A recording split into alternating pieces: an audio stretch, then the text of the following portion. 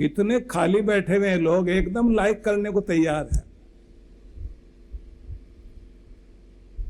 Face to face मिलने को तैयार कोई नहीं है, फोन से चिपके बैठे और सारी दुनिया के साथ। और कमाल की बात तो ये है, पहले लोग एक दूसरे के साथ बैठ के हंसते थे, आजकल तो मोबाइल फोन लेकर के उसको देख के हंसते हैं, अकेले अकेले हंस रहे हैं। और जो अकेला बैठा हंस रहा, बराबर से गुजरता हुआ आदमी भी उसको कहता है मुझे भी सेंड करना भाई साहब, मैं भी अकेले बैठ के हंसूंगा। साथ हंसते ही नहीं। इससे भी ज्यादा दुर्भाग्य की बात तो ये, आजकल दूसरे का फोटो खींचने वाला नहीं मिलता है, इसलिए सेल्फी लेते हैं, अपना फोटो खुद ही ले रहे हैं, फोटो खींचने वाला भी नहीं मिल रहा है कोई। तो इस युग में जब हम लोग जी रहे हैं, बनावट वाली दुनिया, बहुत अकेले हो गए, लेकिन बहुत अकेले होने के बाद भी अंदर झांकने की चेष्टा नहीं कर पा रहे हैं। और जब तक अपने अंदर नहीं झांकेंगे तब तक अंदर शांति आएगी नहीं, आनंद आएगा नहीं। अपने उस चीज को जिसको हम दुनिया में ढूंढते फिर रहे हैं, वो बाहर नहीं है, आपके अंदर है। तो चर्चा में हम बढ़ते हैं वहां जहां अर्जुन ये पूछता है कि मुझे उनके बारे में बताओ कृष्ण, वे लोग जिनकी बुद्धि स्थिर है। चंचल मति वाले लोग बहुत हैं, इतनी चंचल मति जिनकी हर पल चंचलता, बंदरों जैसी चंचलता चारों तरफ दिखाई देती है, जिनकी बुद्धि स्थिर है, ठहरी भी बुद्धि जिनकी है, शांत, ऐसे लोग जिनकी चेतना अकंप, अडोल लोग, जिन्हें कोई हिला नहीं सकता, कंपित नहीं कर सकता कोई जिन्हें, जिनके ऊपर दुनिया के भड़कावे का प्रभाव नहीं आता, जो लालच में नहीं आएंगे, भड़काने में, क्रोध में नहीं आ जाएंगे, निराश करने पर जो अपना चेहरा लटका कर नहीं बैठ जाएंगे, और जिन्हें कोई उद्वेलित नहीं कर सकता, जिनकी चेतना अकंप है, ज्ञान ज्योति जिनकी, ज्ञान की ज्योति, ये दीप शिखा जिनकी अडोल प्रकाशित हो रही है, ऐसे जो लोग हैं दुनिया में, वो बैठते कैसे हैं, उठते कैसे हैं, चलते कैसे हैं, व्यवहार कैसे करते हैं, कैसे लोग होते हैं? क्योंकि हम तो वो लोग हैं जिनके साथ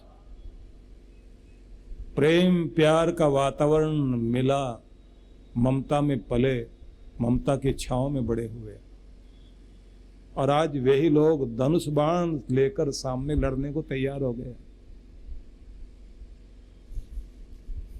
राजगद्दी इतनी महत्वपूर्ण हो गई कि लोग हमारे खून के प्यासे हो गए। हमने हर परीक्षा दी। ये भूमिका मस्तिष्क में रख लीजिए जब अर्जुन ये पूछ रहा है।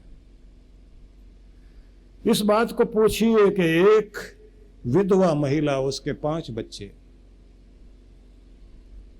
महारानी थी वो,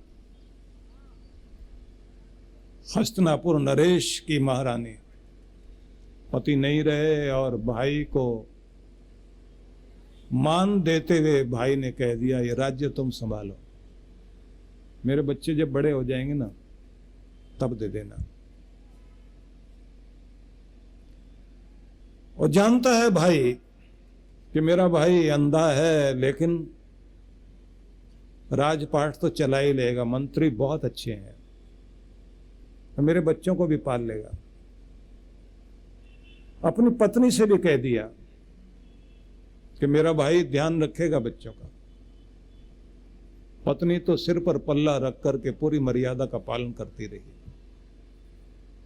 कुंती ने कोई कमी नहीं छोड़ी, अपने बच्चों को अच्छे संस्कार दिए।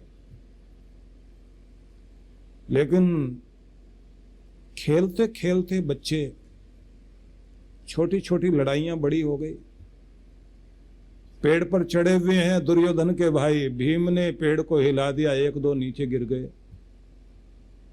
बच्चों की लड़ाइयां बड़ी होती चली गई। बड़ों को पता तब लगा जब खीर में जहर मिलाकर भीम को खिलाकर उसे गंगा नदी में फेंक दिया गया। गंगा में बह गया भीम। जासूसों ने आकर के भीष्म को सूचना दी। भीष्म भागते हुए गए। दादाजी गए, जाकर के निकाल कर लाए अपने बच्चों को, और उन्होंने धृतराष्ट्र को डांटा और ये कहा कि तुम्हारे मोह के कारण तुम्हारे बच्चे इतने बिगड़ गए हैं कि छोटी मोटी लड़ाई षड्यंत्रों में बदल गई। ये लड़ाई कहीं बड़ी ना हो जाए, तुम्हें सावधान होना पड़ेगा। कहानी बहुत विचित्र है, सच्ची है। वो लड़ाई बढ़ती चली गई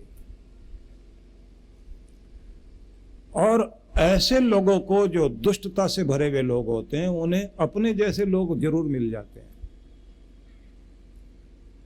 दुर्योधन ने शकुनी को ढूंढ लिया। चांडाल चौकड़ी बैठ गई साथ में। नए नए षड्यंत्र। सोचिए, जिन्होंने लाक्षागृह देखा हो कि जलाकर मारने की योजना बनाई गई हो, और उसके बाद फिर वनवास झेला, और सारी कहानी के पीछे आप सोचते जाइए कि फिर जैसे द्यूत क्रीड़ा हुई जुआ में, कैसे उनको फिर हराया गया, फिर जंगल में भेज दिया गया। इतना सब करने के बाद कहा कि 1 साल ऐसा रहेगा कि जब तुम अज्ञातवास में रहोगे, तुम्हें अगर पहचान लिया गया तो फिर 12 साल के लिए वापस जाना। ये तो वनों की खाक छान रहे हैं, और वन के अंदर वनवासी महिलाएं मिलती हैं कुंती को और कहती हैं, तुम्हारे बच्चे बड़े होनहार हैं, बहादुर हैं, लेकिन तुम्हारा यह हाल कैसा है बहन? कुंती कहती है, मेरा बेटा धर्मराज बड़ा शास्त्रों का ज्ञाता है, एक भीम महाबली, और दुनिया का श्रेष्ठ धनुर्धर मेरा अर्जुन, और 2 बच्चे ये नकुल सहदेव, सबसे सुंदर बच्चे। ऐसा सुदर्शन व्यक्तित्व कहीं नहीं है। लेकिन इनका माथा जो है ना, जहां ये भाग लिखा जाता है, वो इनका ठीक काम नहीं कर रहा। इसलिए इस भाग्य की मार के कारण बर्दाश्त करने का समय चल रहा है। हम बर्दाश्त करते हुए वन में इस वक्त को बिताते हुए घूम रहे हैं। सब्र बहुत किया उसने, लेकिन उस सब्र का परिणाम देखिए कि युद्ध कितना भी दूर फेंकते चले गए। नहीं, भले लोग कहते हैं ना लड़ने में कोई फायदा नहीं, क्योंकि हम लोग समस्याओं से भागते हैं। कल मैंने आपसे कहा था कि दुनिया के हर ताले की चाबी जरूर है, और दुनिया के हर समस्या का समाधान भी जरूर है, बस खोजने वाला चाहिए।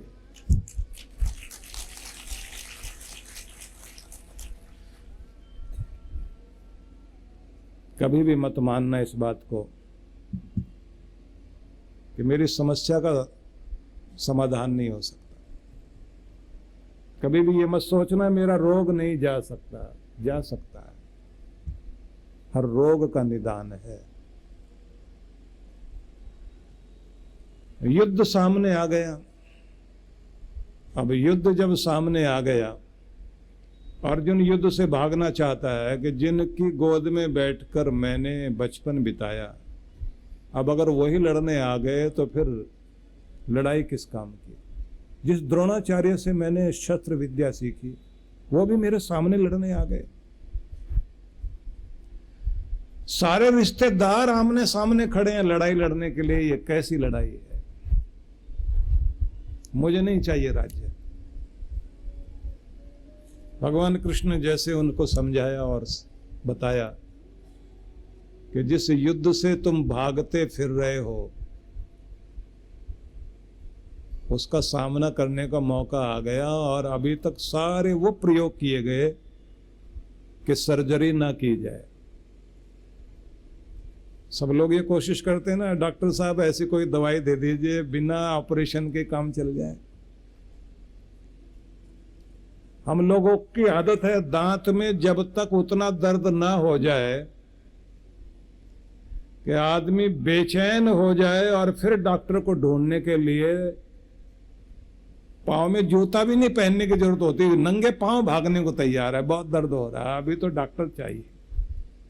उससे पहले नहीं, 2 बार ब्रश कर लेंगे, कोई बात नहीं, काम चल जाएगा, टैबलेट ले लेंगे। हम लोगों की आदत होती है कि टालने में लगे रहते हैं। कृष्ण ने भी समझाया, युद्ध को टालने की कोशिशें बहुत हुई, लेकिन अब तो सामने आ गया, युद्ध तुम्हारे अंदर बैठ गया, सामना करना ही पड़ेगा। समस्या से भागो मत, सामना करो। तो जब अर्जुन इसके लिए तत्पर हो गया, युद्ध के लिए तत्पर हो रहा है, लेकिन अभी गीता का ज्ञान चल रहा है। भगवान समझा रहे हैं कि अर्जुन, तुम्हारा शरीर तो तैयार है, मन तैयार नहीं है। तुम्हें अपने अंदर पहले ठीक करना पड़ेगा, अपने आप को ठीक करना पड़ेगा। तुम्हारी बुद्धि जो है वो ठीक हो जाए तो बात बने। तब अर्जुन ने ये पूछने की चेष्टा की कि कृष्ण मुझे ये बताइए कि जिनकी बुद्धि स्थिर होती है वो लोग कैसे होते हैं। क्योंकि हम लोग तो विचलित हो जाते हैं, बहुत जल्दी विचलित हो जाते हैं। जिनका मस्तिष्क शांत रहे और जिनका विवेक उनका साथ न छोड़े। ध्यान रख लेना कि जब हमारा दिमाग गर्म होता है तो सबसे पहले अक्ल भागती है। ये ध्यान रख लेना सब लोग। जैसे दिमाग गर्म होगा सबसे पहले अंदर से कौन भागता? अक्ल। अक्ल ठिकाने नहीं रहती। और जैसे अक्ल भागी तो फिर उसके बाद डिसीजन लेने की ताकत भी गई, क्योंकि डिसीजन तो करती बुद्धि है, निर्णायक बुद्धि है, धारणावती बुद्धि है। ऐसा लक्षण लिखा है दर्शनकारों ने। कोई धारणा बनाना, कोई निश्चय करना, निश्चयात्मक भी बुद्धि है। निर्णय भी यही करती है, निश्चय भी यही करती है। दिमाग को इसलिए शांत रखना चाहिए कि आप सही निर्णय ले सकें, सही योजना बना सकें और आपकी अक्ल ठिकाने पर रहे। जैसे ही अक्ल भाग जाती है तो उसके बाद गड़बड़ होनी शुरू होती है। और फिर आपके अंदर का जो इतने समय से न जाने कितनी योनियों से होकर, जानवरों के चोले से होकर आए ना, वो सबका प्रभाव अंदर होता है। फिर वो जानवर वाला रूप जागता है। कोई गर्म कर दे ना अंदर से और गुस्सा दिला दे खूब, उसके बाद जो गालियां निकलती अंदर से, उसके बाद जो आदमी विस्फोट करता है, लोग कहते हैं उम्मीद नहीं थी आपसे, आप ऐसी भाषा बोलोगे, आप ऐसा व्यवहार करोगे, निकल आता है बाहर। और ये कमाल की बात है कि अगर लोग भी देख रहे हो तो गुस्सा निकालने का तरीका ढूंढ लेता है आदमी। कोई एक चर्च के पादरी थे, जिस दिन उनको बिशप बनाया गया, सम्मान दिया गया, तो उनके स्वागत में रात्रि भोज का कार्यक्रम रखा गया, डिनर का। गुस्सेबाज बहुत थे वो। उनके जो बड़े थे उन्होंने उसी दिन कसम दिलाई थी कि देखो एक काम करना, तुम्हारा पद बड़ा हो गया, तुम्हारा सम्मान भी बड़ा हो गया, सब कुछ ठीक है, पढ़ाई लिखाई भी बहुत अच्छी है, बस अपने गुस्से को काबू में रखना। उन्होंने कहा बिल्कुल गुस्सा नहीं करूंगा। नहीं, कसम खाओ कि आप गुस्सा नहीं करोगे। उन्होंने कसम खाई कि अब आज के बाद गुस्सा नहीं करेंगे। कसम खा ली गई और रात्रि में डिनर का प्रोग्राम, जैसे रात्रि भोज का कार्यक्रम था। अब ये पादरी साहब ऊपर से सीढ़ियों से उतरते हुए आ रहे थे, लंबा चोगा पहना हुआ, गाउन लंबा, वो पहन के जो है बड़ी शान के साथ इठलाते हुए नीचे उतरे। और इधर जो है बहरे लोग वो सूप वगैरह जो सर्व करने के लिए बड़े बड़े डोंगे लेके जा रहे हैं। उनका एक का पांव जो है इनके चोगे पर पड़ा और ऐसे ढंग से वो जो सूप था उनके ऊपर गिरा। विश्व विख्यात संत श्री सुधांशु जी महाराज के पावन सानिध्य में विराट भक्ति सत्संग कार्यक्रम की रूपरेखा। समय 9 से 12 मार्च सायं 4:30 से 7 बजे, 10 से 12 मार्च प्रातः 8:30 से 11 बजे। सत्संग स्थल झंडा ग्राउंड, राजपुरा टाउन, पटियाला, पंजाब। विशेष कार्यक्रम मंत्र दीक्षा 12 मार्च 2023 प्रातः 11:30 बजे। आयोजक विश्व जागृति मिशन राजपुरा मंडल। संपर्क सूत्र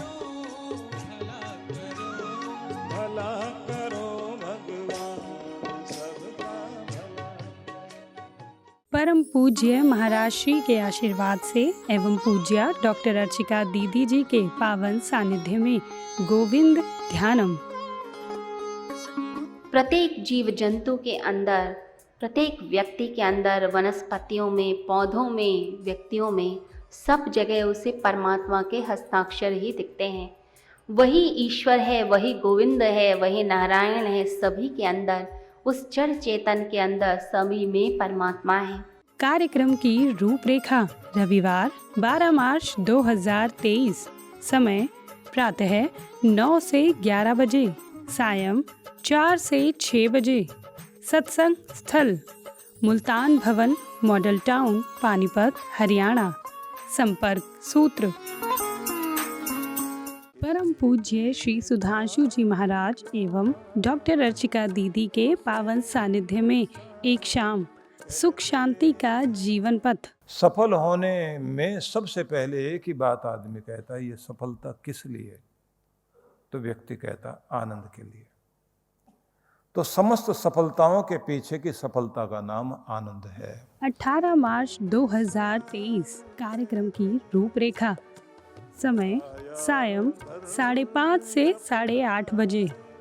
सत्संग स्थल सिरी फोर्ट ऑडिटोरियम, अगस्त क्रांति मार्ग, नई दिल्ली। आयोजक विश्व जागृति मिशन दक्षिणी दिल्ली मंडल। संपर्क सूत्र